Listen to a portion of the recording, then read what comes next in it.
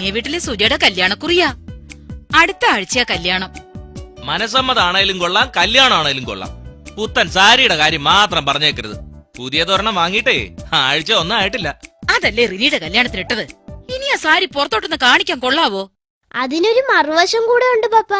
നിന്റെ അഭിപ്രായം ഒന്നും ഇവിടെ ആരും ചോദിച്ചില്ല. മറുവശം കൂടി ഉണ്ടെന്ന് പറഞ്ഞതേ ആ സാരി മറിച്ചെടുക്കാവുന്ന തരം സാരിയാന്നാ ഉദ്ദേശിച്ചത്. കല്യാണത്തിന് പോകുമ്പോ സമ്മാനം കൊടുക്കണം. കുന്തം സമ്മാനം പോലും എവിടുന്ന് എടുത്തിട്ട് കൊടുക്കാൻ?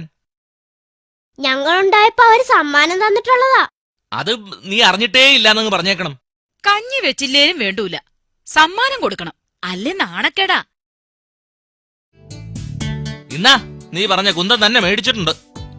ഒരു ടേപ്പ് റെക്കോർഡർ. ഇനി സമ്മാനം കൊടുക്കാത്തത് കൊണ്ട് ചാകണ്ട. ഹായ്, നല്ല ടേപ്പ് റെക്കോർഡർ. ഈ ബട്ടൺ ഞെക്കുമ്പോ ഓണാകും.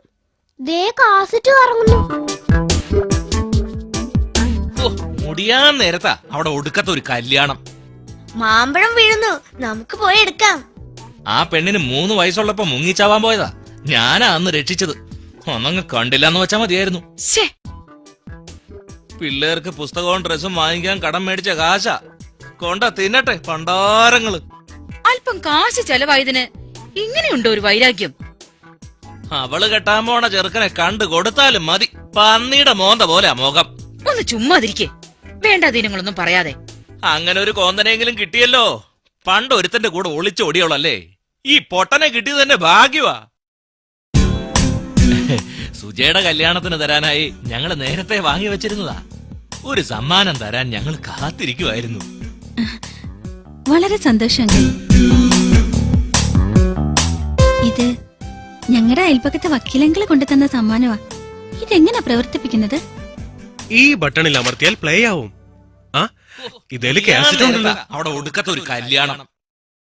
ആ പെണ്ണിന് 3 വയസ്സുള്ളപ്പോ മുങ്ങിച്ചാവാൻ പോയതാ. ഞാനാ അന്ന് രക്ഷിച്ചത്.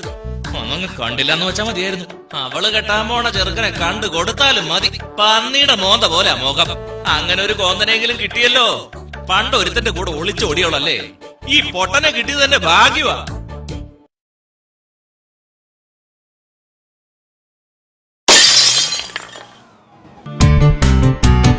എന്തിനാ ടേപ്പ് റെക്കോർഡർ മാത്രമാക്കിയത്?